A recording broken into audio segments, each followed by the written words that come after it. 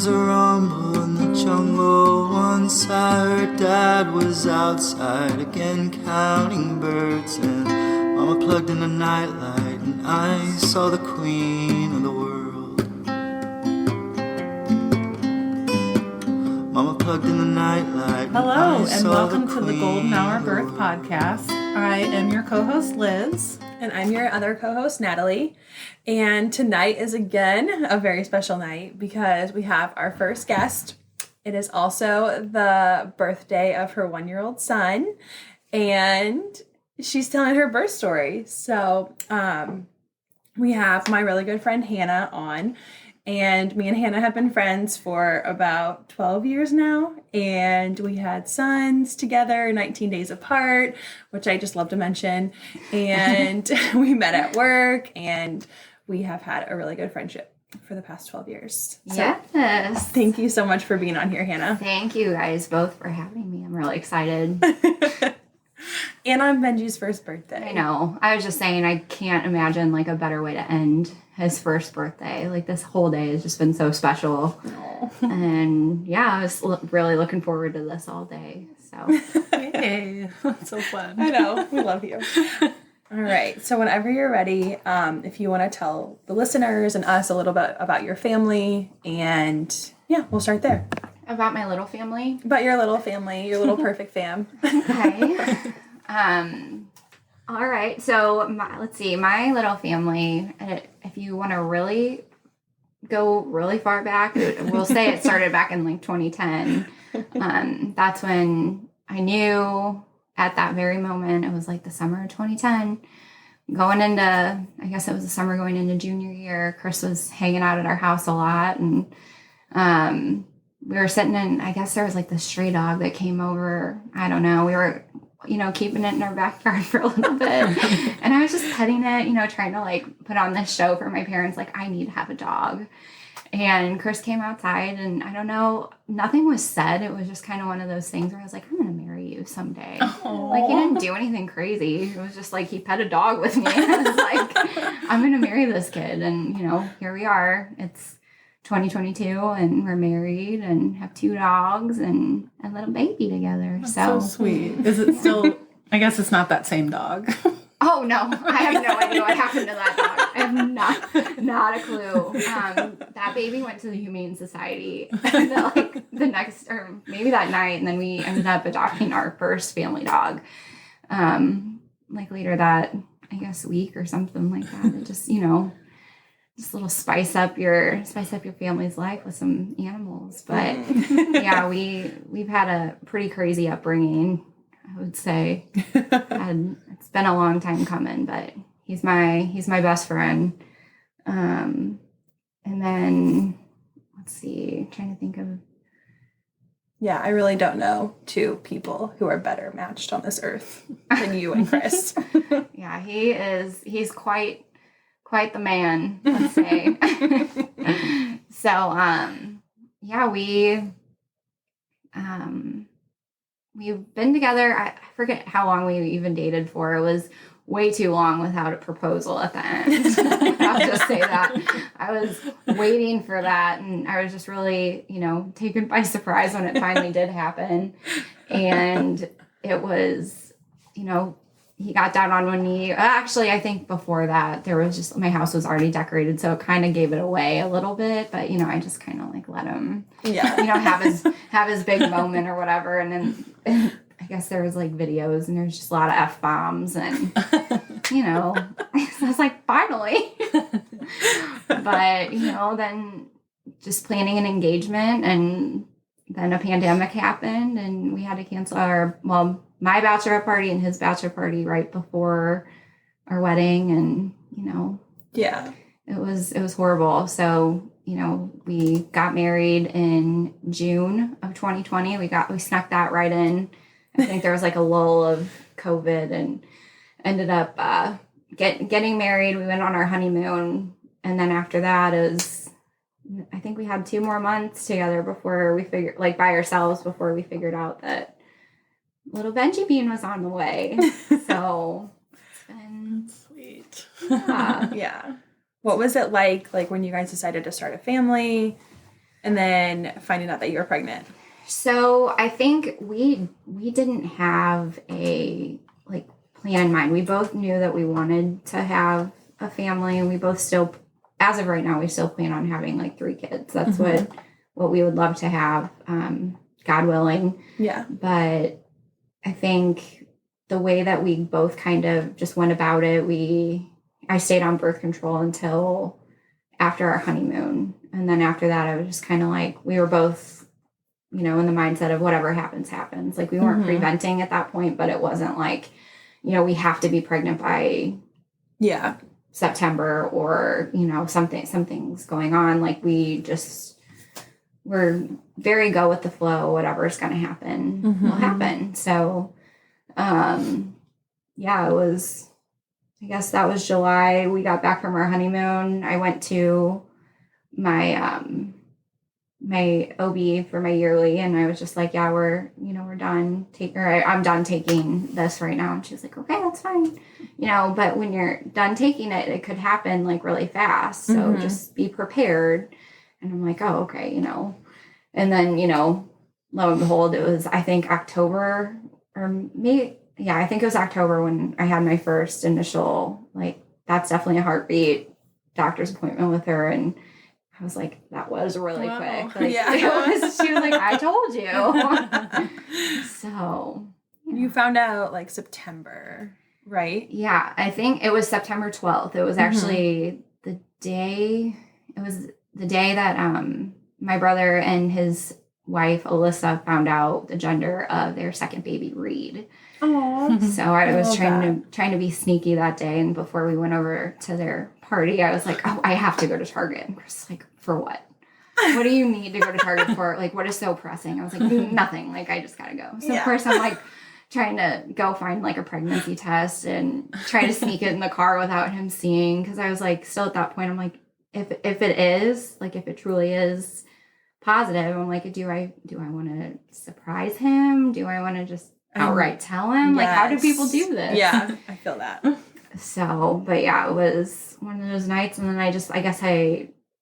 that was after, and I was like, okay, well, I guess we'll give it a shot, and I did, and I was like, oh my God, like, Chris, and he was just like, well, all right, like, let's do this. So it was really, really exciting.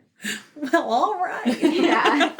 Let's do this. Let's do this. No turning back now. Yeah. It's like, and then I was like, oh no, like, I was really hoping to like have one last margarita before I found out, but oh well, like, because at that point you're just like, oh. Well, me and Sam went on like a date night with you and Chris, and then like Saturday, and then like that Monday I found out I was pregnant. So I'm like, hey, love, just want to thank you for my last drink. I remember I know exactly where I was when I got that text message to her. And I was like, oh my God. So that was so exciting.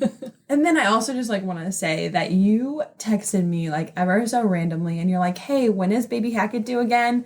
I'm like, why is she asking me? Like, why do you want to know?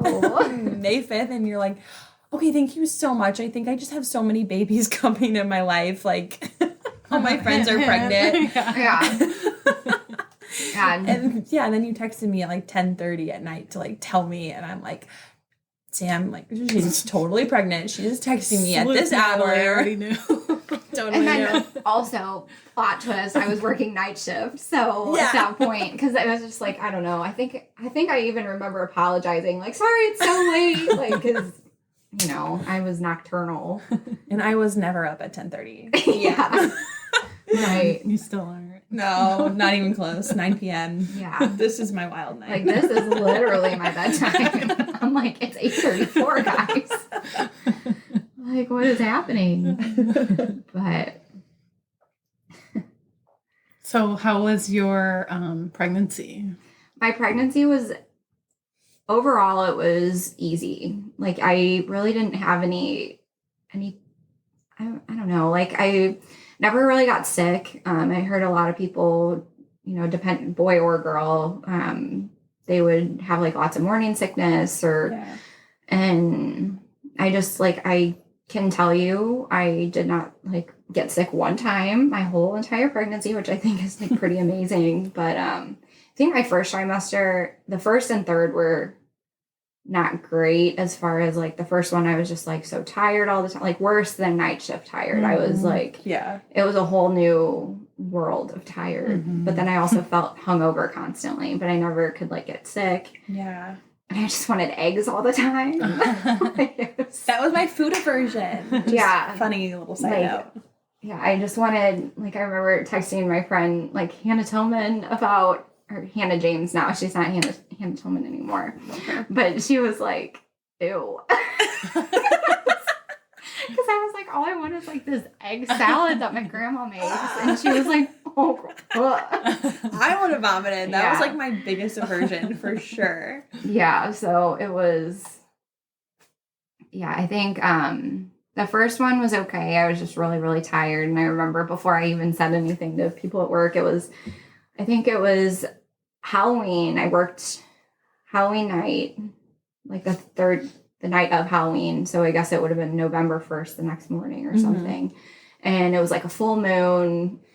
It was Halloween on a Saturday night. Like, and it was just like a triple whammy. And then there was a coworker, like, you know, after we gave report and everything, she was like, you look awful. And I was like, thanks. Like, I know. Like, I already know this.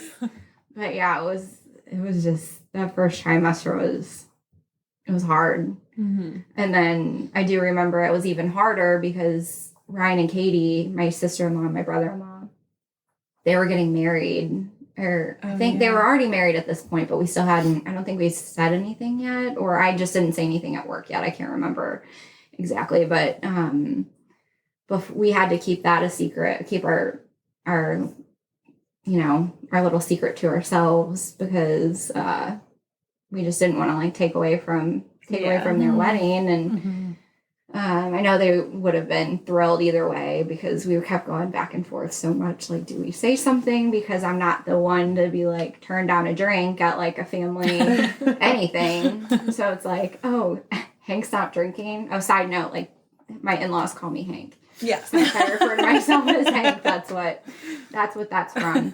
But they'll be like, why isn't Hank drinking? And it's like, she's pregnant. Like, she doesn't ever turn down a drink. So we had to get real creative. I had that. You guys had that. at Yeah. Sarah's wedding. Yes. And so Jason was hard. bringing me like, I don't know, Vodka Shirley sodas. Temples or Yes. something. Literally just flew right over our heads. Nobody knew. Nobody. Yeah. We were going as far as, I was so stressed out that week before. We were literally dumping, like, well, Chris would drink them, but I would save like beer bottles and like fill like aluminum beer bottles and just fill them with water and like just keep them in our cooler. And I'm like, do not let anyone drink this. Or like dumping, or after he'd finished a bottle of wine, like I'd just fill it right back up with grape juice or something, or sparkling grape juice or something. Genius. And I was just like, we had this in the bag. Like, no one's gonna know this. That'd kind of be But fun.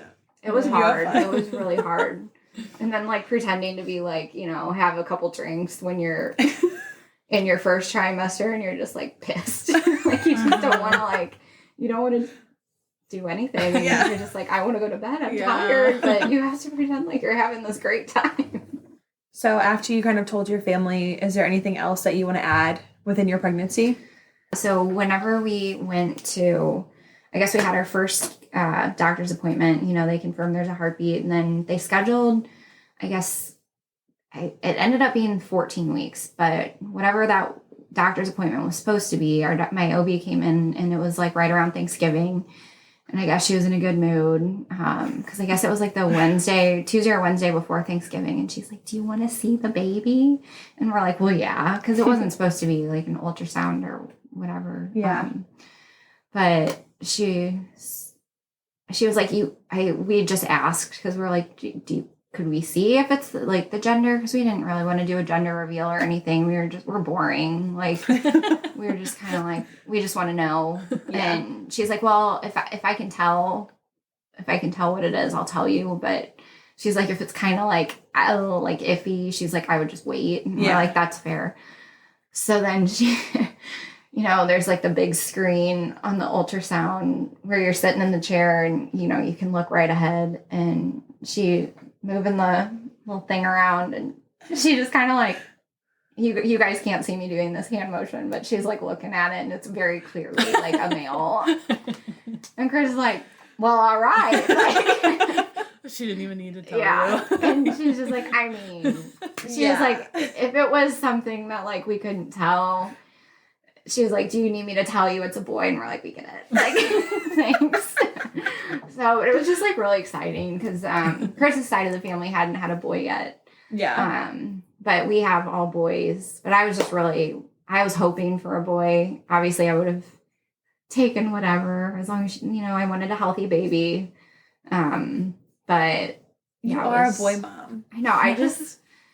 I feel it. Like, I just feel like I'm a boy mom. Like, every time we talk about, like, having kids in the future, and it's like, I just don't think I'm going to have girls. Like, I just don't have that feeling. Like, I don't know. But, and then, like, my 20-week, the anatomy scan, they, I guess everything looked fine. And I was very adamant to be like, I was nervous leading, because you don't know. And then you hear that they go through all this stuff. And I'm like, okay, well, and you don't know what to expect. I mean, you can't control anything that's going on. You kind of just deal with whatever happens. And I just remember she was just like, okay, well, your doctor is gonna like talk to you. And I'm like, okay, like what's wrong? Like I work in healthcare, so I was just like, not that I'm a nurse or anything, but I was just very upfront. Like if you see something, and I guess there's like protocols and stuff, but I was just like, I want to know. Like, I don't want to be tiptoed around. And, you know, I guess they saw, like a cyst on his brain. And again, I'm not a nurse, a doctor, or anything when it comes to, like the babies or anything, but it was just, she made it very like, she was not concerned. She was like, I wouldn't even say that this is a yellow flag on the list of flags. Did the OB come in right then? Yeah. Okay. So, or actually, I think we went to like a different room because I guess they had to get other people. So they didn't make you like wait for a phone call or something? Oh, no. It was that same day, thankfully. Yeah. But she was just like, I wouldn't on the list of like flags, like there's a red flag, a yellow flag. Like she was like, I wouldn't even classify this as like a yellow flag because she's like, it'll dissipate, or it should dissipate.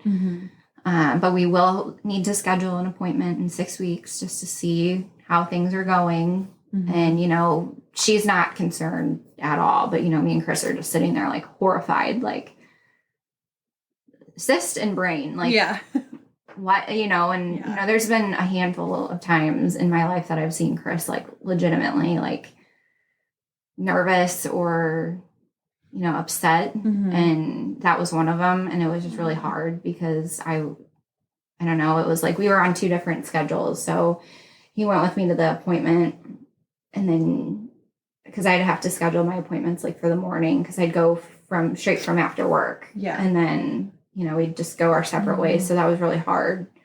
But I just remember we left, and I could tell like something was, you know, things were going on in his head, and I was worried about him. But then he was just like, I couldn't talk to you all day. Cause you know, you go home and you go to sleep, and then I'm just kind of like left with this like information. So, that part was bad. Well, not bad, but it was just kind of like Liz and Natalie both talk about in their episodes prior, they talk about pivoting. And I love that so much because that's just kind of like something that you just have to work with. Like, you don't really know, but you just gotta try like going forward. And you just hope for the best, like whatever's gonna happen. So like in the meantime, I guess we planned a baby moon because like everybody's like, you have to have a baby moon. Like, it's all the rage. Like, have a baby moon. Well, wrong. Like, why did I do that? Like, I was like 24 weeks pregnant. I was like, you know, I was finally starting to like pop. It was the first time I had felt Benji like kick. And I was like, I'm going to Florida. Well, he landed in Florida, and I was like, I want to go home. Why did we leave? Did you get like Model S pictures in the water? I tried. You know, like But there's just like, I had no business. Like, I'm not an Instagram influencer by any means. Like, it was like a family, I don't know. Like, it was a family, not resort, but it was like very much a family, like, place. Like, there's lots of babies and kids. And Natalie knows, like, I'm very attached to my dogs. Like, they're my first children. And just, like, leaving them was already hard enough. But then there's people, you know, walking down the beach with their dog. And I was like, we picked if you can't, like, if you're in the middle of your pregnancy or anything like that right now, don't feel like you have to have a baby moon unless you're like really about traveling. If you're not, just maybe put that towards the end of your like list of things to accomplish before you have a baby. Yeah, or go before you get pregnant. Yeah. Like one last hurrah before you try for a family. Yes, 100%. Yeah, we did ours in New York City. So we walked all around New York City. I was looking through pictures the other day, and I'm in the hotel bed putting, I don't know why you took a picture of this, but putting my compression socks on. Oh my God. That is so sexy. Like that was the gist of our trip. Me Oh my God. trying not to let my ankles swell. Wasn't it like in January too? Yeah, it was really cold. It was really cold. No, it was December because we saw the tree lighting, the Rockefeller. Oh yeah. Tree. I mean, it was a fun trip, but not that pregnant. Yeah. You were really pregnant. Wow.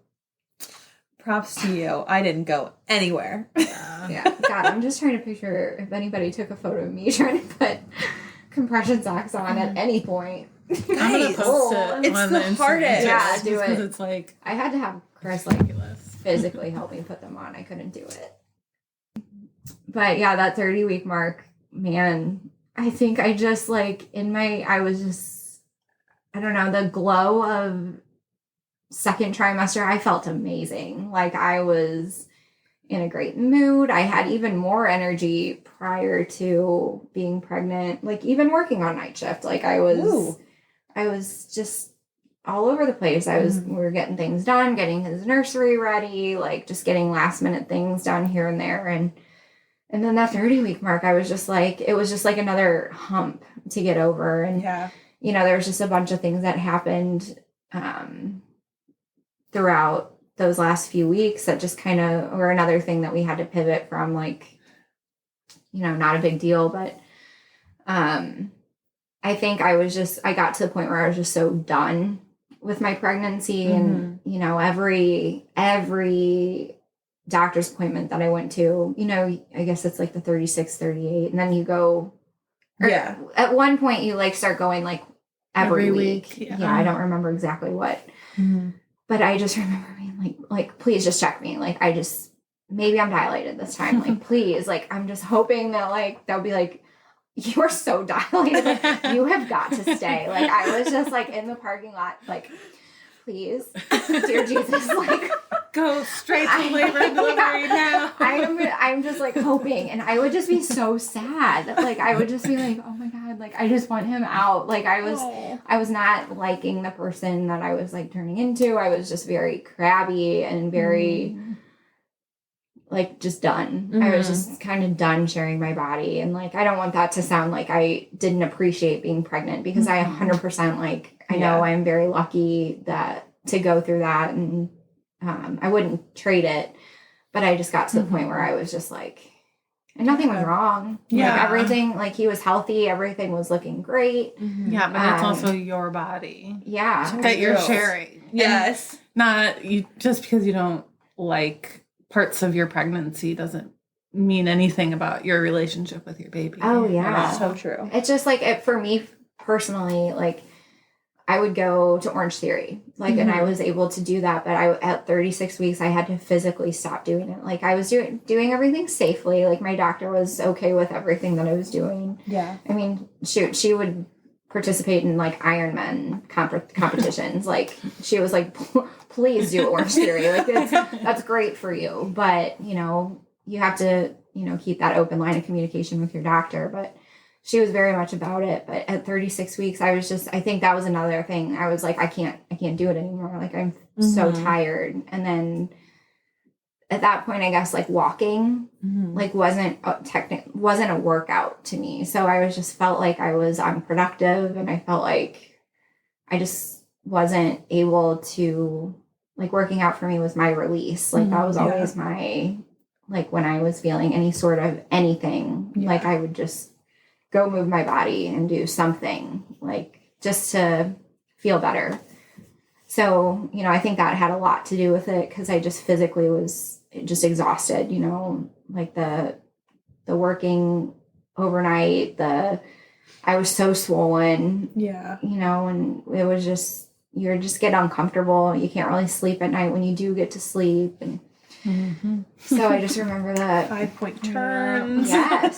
Having to pee every 3 Yes, seconds. that I could not handle. Oh my I gosh. was just like, The pee. Literally lay back down. I'm like, I gotta pee again. Yeah. I'm not done. Great. Or like something's like still in there. I would like sit on the toilet and like lean forward I was just about and to try say, to like my mom was like, so rock like, it when out. I would complain about that to her, and she was like, well, so what you need to do is like rock back and forth. And I was like, okay. So like I'd go to the bathroom, and I'm just like, because I was like, I do not have time to like come back here in 30 seconds. Like, I need to go to bed. I'm so tired. Yeah. So it was, gosh. Yeah. I mean, it's going to happen again. I hope that I can, you know, go through this process again, but you know, those are just minuscule things compared to, you know, but it just, it's like prep for newborn baby. Yeah, for sure. But I just remember like, I would, you know, hope that I was just progressing just to the point where they were like, oh, you need to like not work, because work was just working through a pandemic was hard. Like that was, I think that kind of changed my whole trajectory of the way like I looked at my job and my home life. And, you know, some people took it very well. Like they were just like, oh, it's just, you know, another thing. And it just, for me, the way that, and it's kind of not a great way to look at it, I was just kind of like, what, like, I didn't like sign up for this. You know what I mean? Like, I don't want to have to do this anymore. So I think it was just a bunch of that playing out. And then, you know, having to deal with COVID with the wedding, and then having to deal with COVID during a pregnancy. Just like I was just doing pretty much like finding anything at that point to like not like, I just wanted to start my family and not have to like worry about work and get away from that aspect of life, I guess, because I just needed a break from it. So I guess, what is it? My doctor told me, like, I talked to her about inductions. Yeah. You know, and I would say, she kept telling me, she was like, I don't induce before 30, like, especially as a new mom. Like, she's like, I will not even talk about it until you're 39 weeks. I think that's like almost like their like standard. Because my friend said that same thing too. Yeah. And so this was like those last couple visits, like Chris, I was just like, don't worry about it. Like they're just checking. Like, I don't want you to have to take off. Like that was just kind of my thing. Yeah. But that last visit, I just almost wish I would have been like, just come with me, because she had the conversation about inducing, and I was just kind of had the mindset where I was just like, I was upset because I still hadn't dilated. Like I was so done. Like and she was just like, well, you know, next week, or, you know, I guess it was Friday or Saturday, I would have been 39 weeks. And she's like, I don't induce on the weekends, but we can talk about, would you like to be induced on Monday? And basically I was just like, yes, because I just wanted that out. Yeah. And so I finished working that week. I finished my stretch of nights, and then it came to, I think my last night was like a Friday night. Woke up Saturday, you know, I'm excited. Like we're having a baby on Monday. Like that's great. And then it was Sunday, and I was a mess. Like the 16th is actually the day that my father-in-law passed away. He passed away. Yesterday was the 16th. So 6 years ago. So it's always a little bit heavy that day, in general. So you had a little bit of that going on. You had a little bit of the hormones and the fact that we are now going from a family of 2 to 3.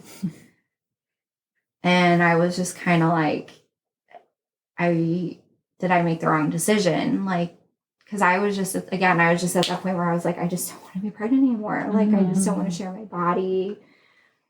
And I just remember just like sobbing, like on the couch, and just like doing everything that I could to just like help this process like go, so he would come on his own. Yeah.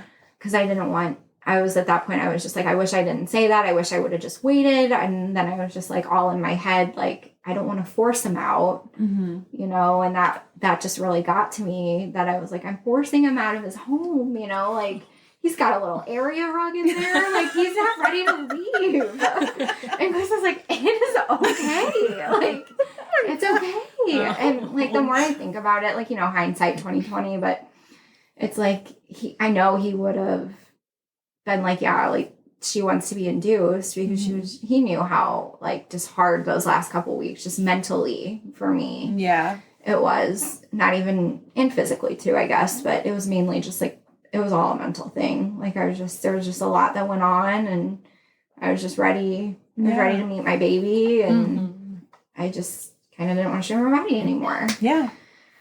But yeah, that day before was just very, very emotional. Yeah. That's so heavy. How is Yeah. Chris feeling? He is my rock. Like, he typically, like, if nothing is, like, if everything is going wrong, like, you can look at him and he will remain, like, just straight face. Like, he's got to be the man. You know what I mean? Like, he's not going to show you if something's bothering him, but he was just so supportive, like, in the best ways. Like, he just reassured me that this is okay. Like, I'm not forcing. I mean, yes, I'm forcing him out. Like, if he's getting induced, like, yes, he's getting an eviction notice, and, like, he's got to go. But it was just like, he knows that, like, I'm just, like, really delicate when it comes to that kind of thing. Like, I don't know. I just didn't want to look back and be like, could I have just waited like a day or two more? But I think the way that my brain was working, I was like, oh my God, I'm going to be pregnant for 43 weeks. Like, he's never going to come out. Like, you know. Those last few weeks are brutal. And they are. crawl. They crawl. You're anxious. It's just the not knowing. Yeah. And every What's little gonna thing, happen. you're like, oh my God, was that a contraction? Is that my mucus spot? Like, what is that? Like, what's happening? And then you're just like on edge, like all the time. Like, and every night you go to waiting. bed, it's like, is this my last night? Yeah, exactly. Like, And I think, like, the unknown of it all, I was just kind of like, I don't like the unknown. Me and Chris are very habitual people. Yeah. And we have a routine, and we have just the things are just like laid out, and that's just how we work. Yeah. And it works, like, for us. So I think that was kind of also my thinking. I was like, okay, well, if we know, you know, God, I'm so, like, you know, organized. And I'm like, okay, well, if we know we're going to have a baby on Monday night, we can go grocery shopping on Sunday. You know, like, I'm freaking, like. So you can plan. Yes. Like, and I don't try to be that way, but, like, I just. In my heart, like, I just need to, like, know that I'm able to go grocery shopping. Like, before I birth a child. Like, I need to know that my fridge is going to be stocked with, you know, we spent the whole day together. We did get to go to Costco and go grocery shopping, and we got to get a bunch of things done, you know, just things that made me personally feel like, I guess, at peace with, I guess, whatever's going to happen. So, you know, the morning of May 17th, 2021, we wake up, and I'm just kind of like, what do you do the morning of, like, you know, you're getting a phone call later that night to say, like, hey, like, you're gonna have the baby now. Like, so they were planning to call you. Yes, they were gonna call me that night. They said it would be after 8, so it could have been like anytime after 8 or midnight, or, you know, just be ready. Like, you had to be at the hospital within an hour of getting a phone call. Okay. So we were already packed, like, weeks before. Because again, you know, I was just like hoping at some point they would be like, you have got to stay. So I was prepared. We were both prepared. But we woke up, we're just kind of chilling. We're 75 years old and we like to have coffee in bed and like watch the news. And we're just watching the news and we're just kind of like, so like, what should we do? You know, like we're going to have a baby tonight. Like, what do we do? Like, do we just like look at each other out there? Like, what do we do? And so then, you know, we're just kind of sitting there chilling and I'm personally, like, I'm feeling some things going on. And Chris is like, should we go to IHOP? And I was like, I think I'm having contractions. And he's like, okay, so, like, should we go to IHOP?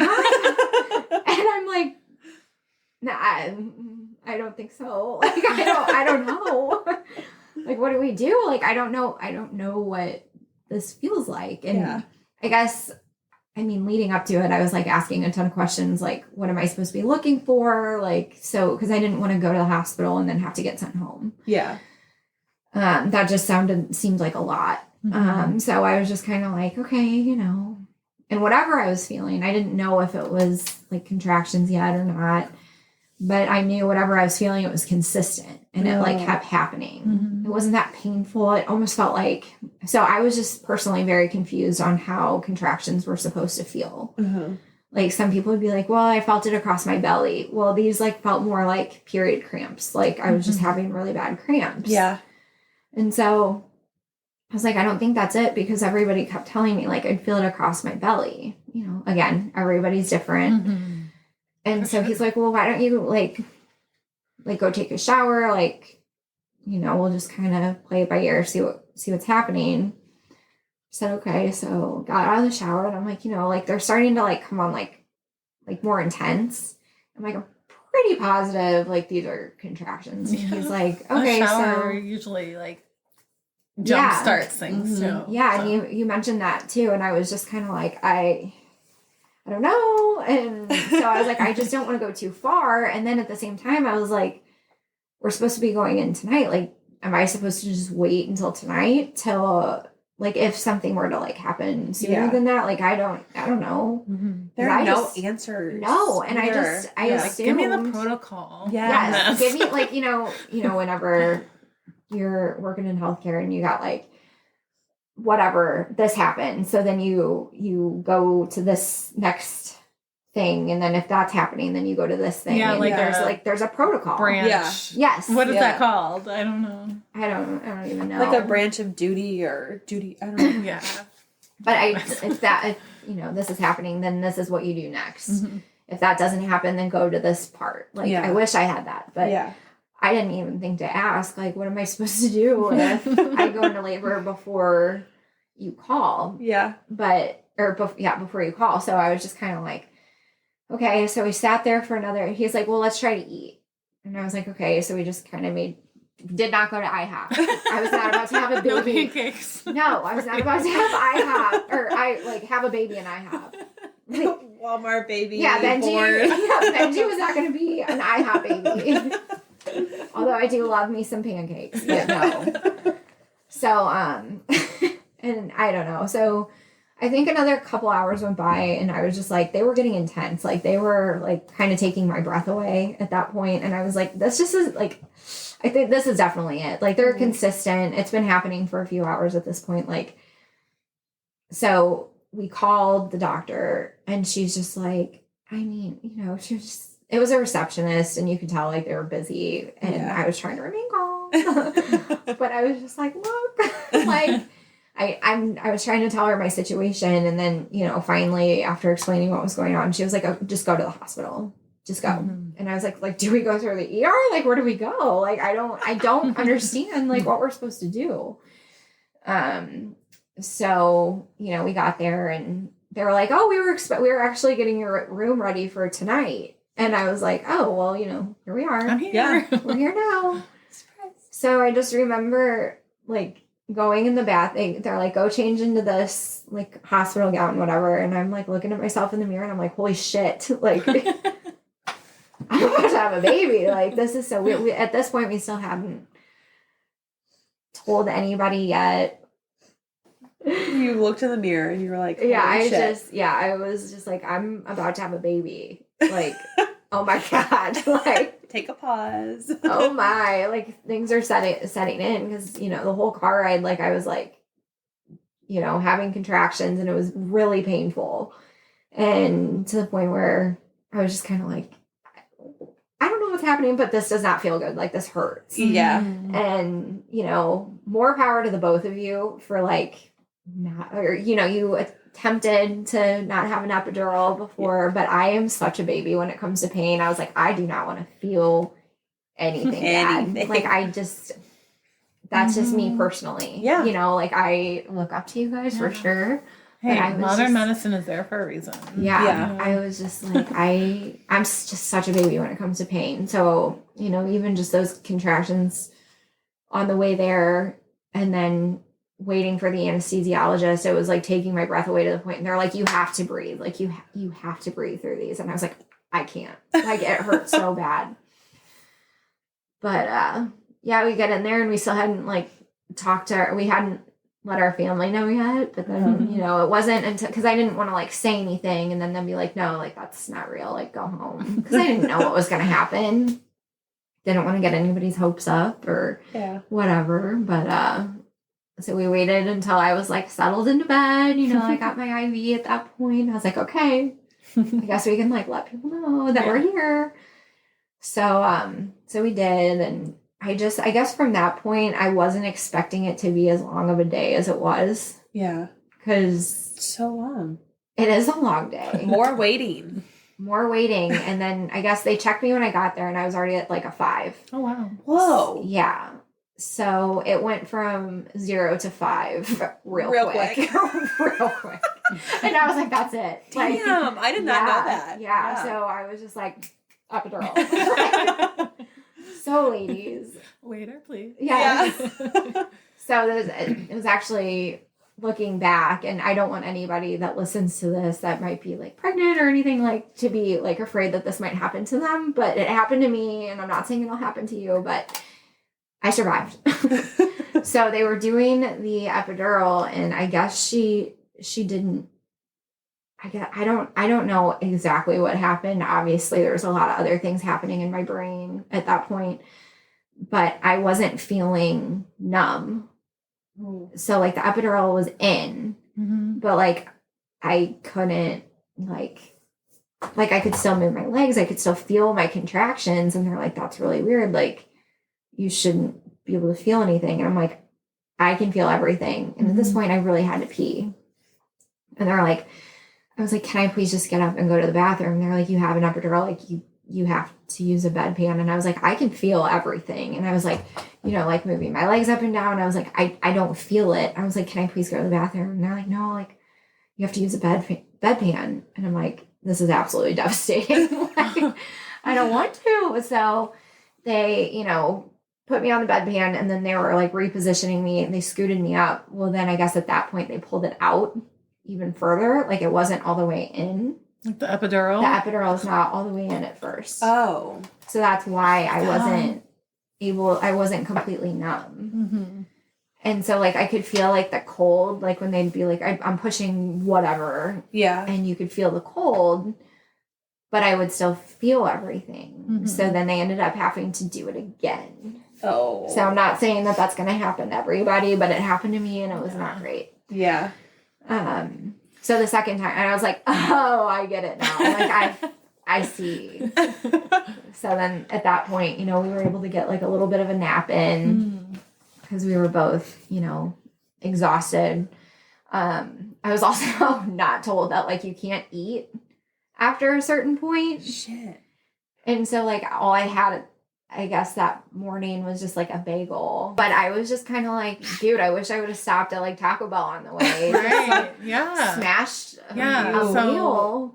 People who are going in, Eat. stop and eat. If it's at La Katrina or like wherever, like just make sure you eat a hearty meal. Yeah. Like, those tacos were life changing. Yeah. yes. My toast was. My bagel sucked. My bagel was straight up not good compared to La Katrina. Because I got there and I'm like, okay, I'm going to probably get like chicken strips. And she's like, oh no, honey, like you're. Oh, not till you get to and mom I'm like, and baby. I'm so sorry. What? Honey, no. Can I get one of those turkey sandwiches? Something, man. Like anything at this point. She's like, you can have broth. I'm like, broth? No, like, thank you. So That's I my swear, diet. I swear I had like 6 cups of broth. Oh. I was just like, I need something. Yeah. But I didn't even add like a really important thing that happened in between the 2 epidurals. So I guess the second epidural, I was in the process of getting. I kind of like look over at Chris and he's just, got his hand like in his head or his head in his hands. And he's like, I just have this migraine. I'm like, I'm so sorry. What? And he tried his damnedest to not say anything because he's like, you're over here getting your second epidural and I have a migraine. Like, I remember him just saying that, and I'm like, if she does not bring that up, I'm going to. Yeah, so he was just like asking the nurses. He's like, can I please have like ibuprofen? They're like, please give me $200 ibuprofen. Bill it to her room. Yeah, they were like, we cannot do that. You are not so he's our like, patient, no, like, I'm sir. fine. Like, he's never had a migraine before. And I'm like, well, of course you're going to have a migraine. On this day. On right now. Yeah. Like, come on, get it together.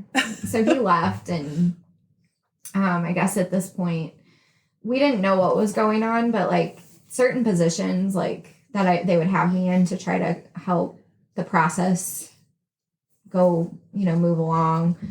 Benji's vitals would kind of go a little wonky, like his blood pressure would go up, and it was like they were really concerned about it. And of course I'm in La La Land, like I don't feel anything, so I'm just doing whatever they tell me to do. But I just remember Chris like going to get like something, I guess medicine from like the gift shop or something. He came back and I'm like on all fours, and there's like 2 nurses like holding me up, and he's like, what's happening? And I'm like, nah, I don't know. Like I guess we're okay. Like we're okay now.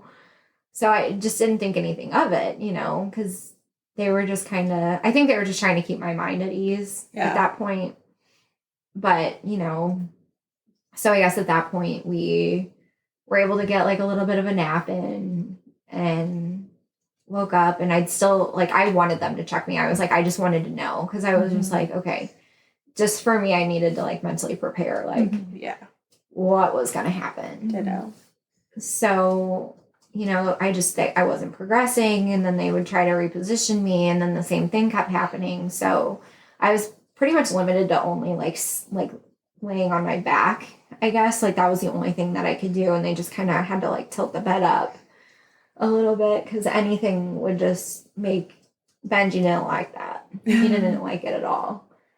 So, I guess the longer we just kind of sat there, the day was going on, it's getting nighttime, different nurse was coming on, and I was just like, oh my God, like, I was getting a little disappointed because I just was like, I thought I would have had him by now, like, what's going on, and I don't know, I guess I wasn't asking questions, I was just kind of, they knew what was happening, but I don't know if I just didn't want to know what was going on or what. I was just, I think in my head at the time, I was just kind of like, maybe they'll let me know if I needed to know anything. But they said, it could take a long time. So I just wasn't really expecting that long.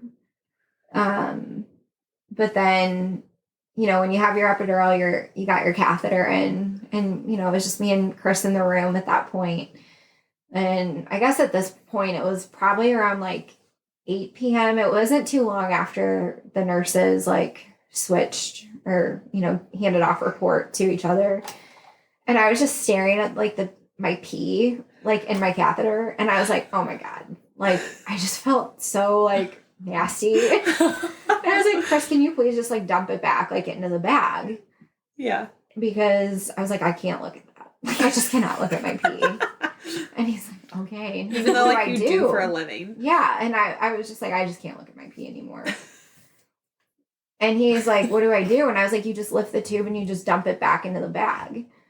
And the second he lifted the tube, my water broke. Oh my Oh my God. He was like, and he heard it, and he was like, oh shit. And I was like, what was that? Oh like, my God. and I was like, did my water just break? And he was just like, oh my God. And then he was like, oh, nurse, like, and I was like, you just broke my water. God.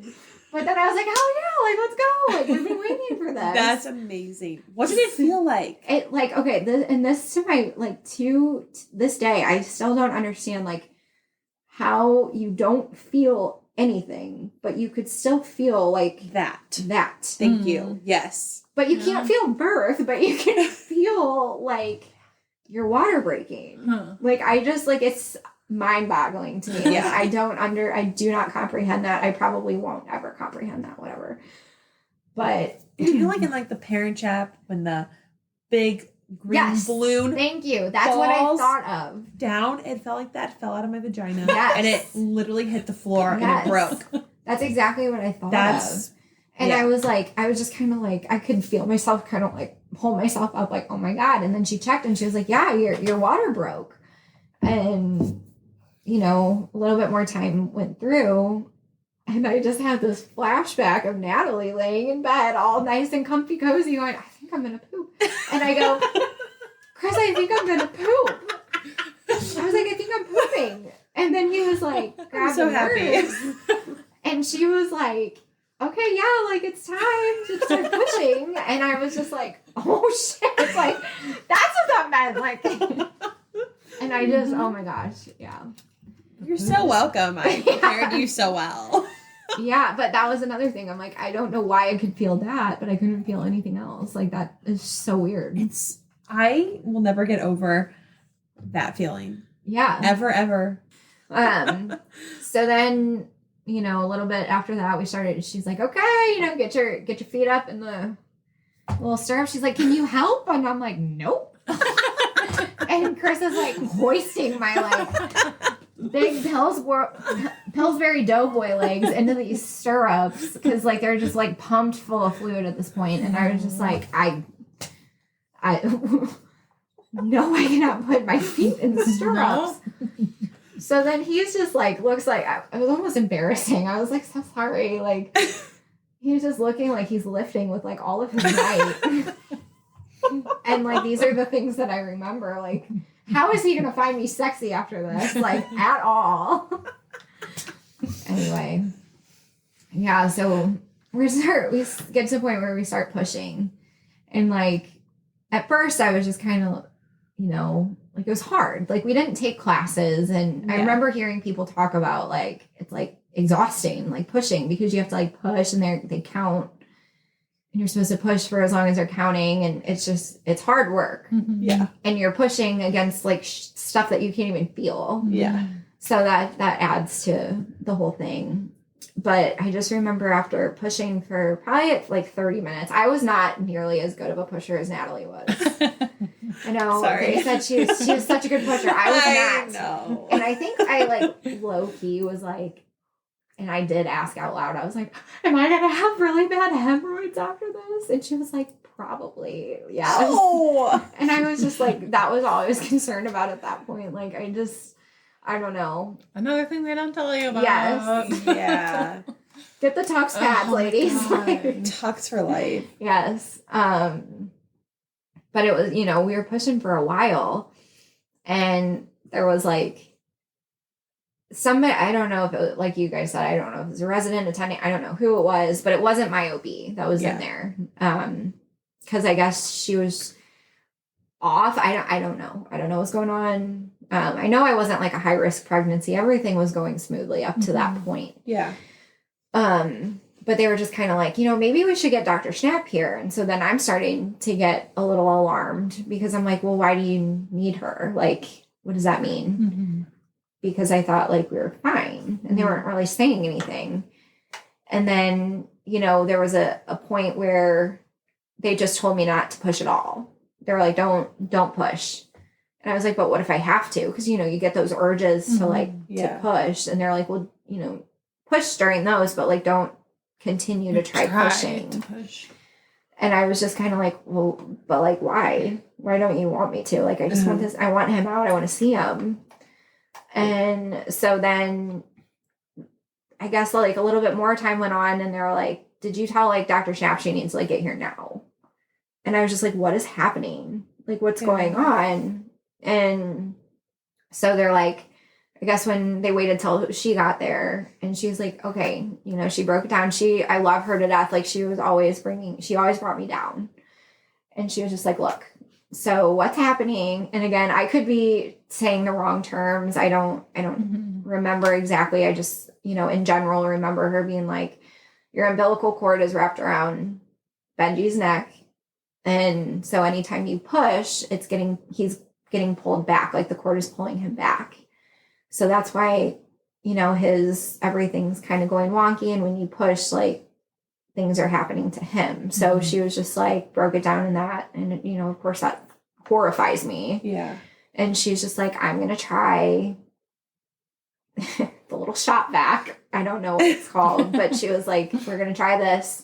If we can't do it, then we're going to go and we'll have a C-section and, you know, it'll be fine. But she was like, if I do this, like, it's going to be really quick because, you know, we need to get him out. And so we're like, okay.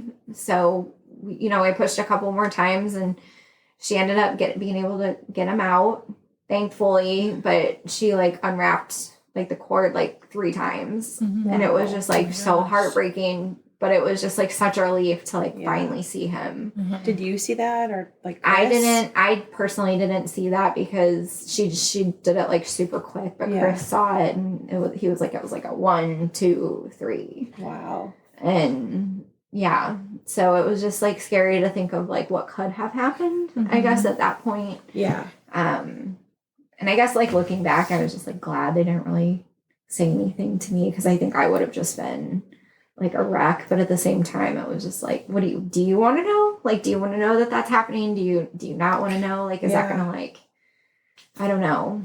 But I was comforted knowing that my doctor was on the way. Yeah. Yeah.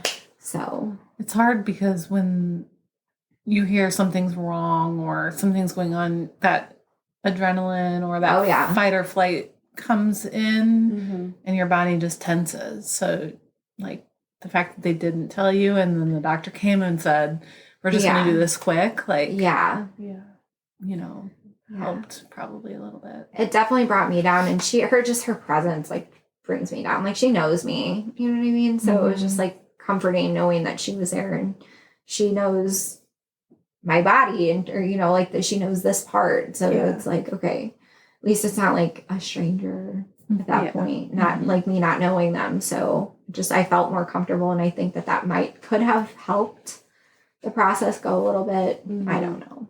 I don't know. But yeah, but then he was born. He was born. And yeah, it was so crazy. 7 pounds, 4 ounces.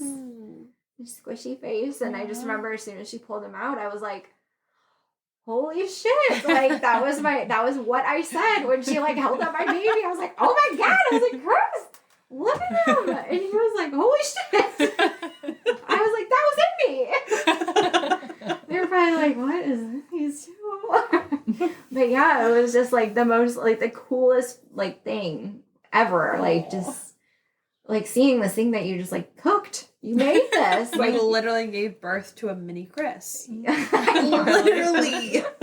There's little baby Chris. Yeah. No, it was just the most amazing, like, whatever, like 2 seconds, like of her like pulling him out and then just like, I was just like, oh my God. Like it was just like the feeling of like seeing him for the first time and just so cool. Yeah. Such a cool thing. Your pictures made me so emotional. Oh God. Me too. I didn't cry. Like, I thought I was going to be, like, really sad. But I think I was just, at that moment, I was just so relieved that, like, I didn't have to go and have a C-section just to emergently get him out. And I think it was just more of, like, oh, my, thank God. Like, you're here. You're safe. You're mine. Like, it's so cool. Yeah. What did they do with him? Did they put him on your chest? Yes. Yes, they put him on my chest. And I was kind of, like, oh, like you were just like in my body, like it's so weird. It's so weird, but like you said, like they just smell so good. I don't get How? it. I don't know. Like, is there like a Febreze air freshener in their little house that they have? Can you tell me? Somebody Like, find an somebody answer. help. They like splash on a little new baby scent like before they come out. I don't know. Yeah, come out and like put your mother into like just a puddle of emotions. Yes, but their like skin too is just like so soft. Yeah. And it's like, wow, like instantly you were just like I felt like at home, I guess. Yeah. Like it was just like a homey feeling. Mhm. Like even though there's just like this strange like I mean they're kind of a stranger. Oh, They You don't- are absolutely a stranger. you don't You look at them and you're like, who? yeah, you still have to like get to know this like being.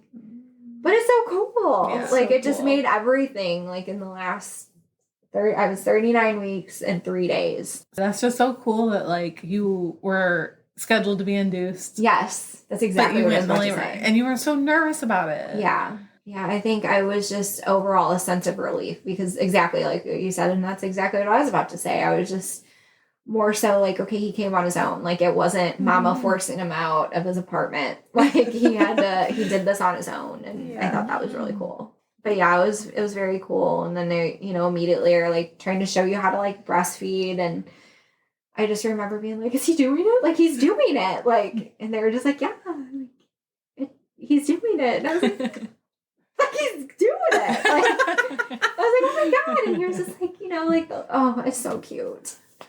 It's crazy. But I just remember being in the hospital. So I guess we had him at 9:30.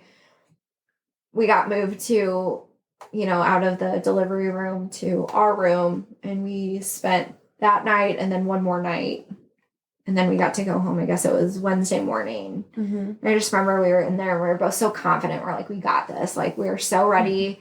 Let's go home. Let's go introduce him to our, angel babies, Mac and Maisie. And everything's going to be so great. Like, I just had this, like, narrative in my head that how things were going to go. Mm-hmm. I was very confident. In the hospital, I was like, he's feeding great. Like, there's going to be no issues.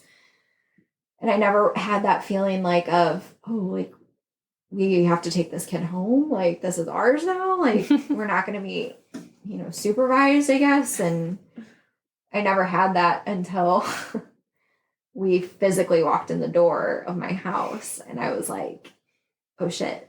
Like, oh, like it just became very real in that moment.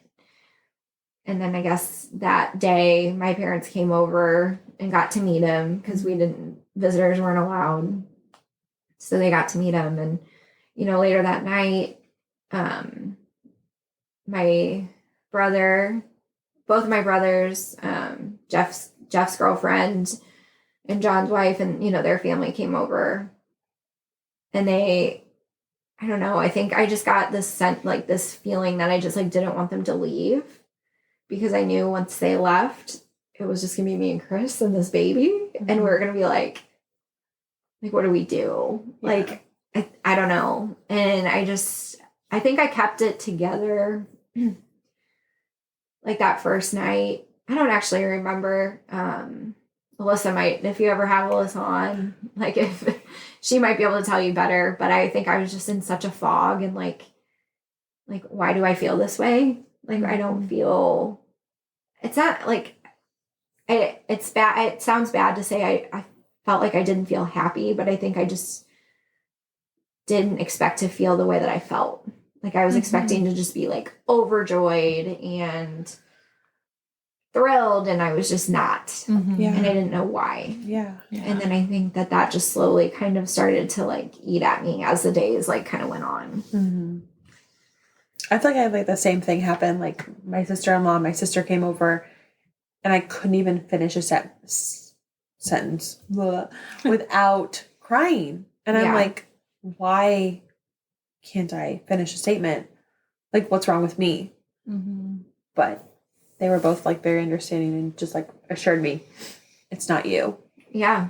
Yeah. Cause I remember I kept it cool. So we came home Wednesday and it was Friday was when I had my first holy crap, like mental breakdown. I was like heaving like while I was crying, one of those. And it was all over something like so silly, and it just like tipped me off. Something just tipped me off, and I just couldn't. And I was like, I have to share this baby. I think we had to like go somewhere or something, and I was just like, I have to share him now, and I don't even know what I'm doing. And like, I just, every single thing that you could have felt, like I felt at that moment. And I just didn't know what else to do. So I just cried.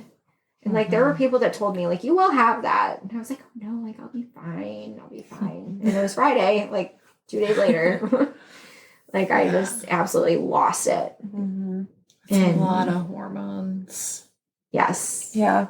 And leaving your body and entering your body at the same time. Yeah. It's a lot. I wish there was a better way to transition, but there's no other way.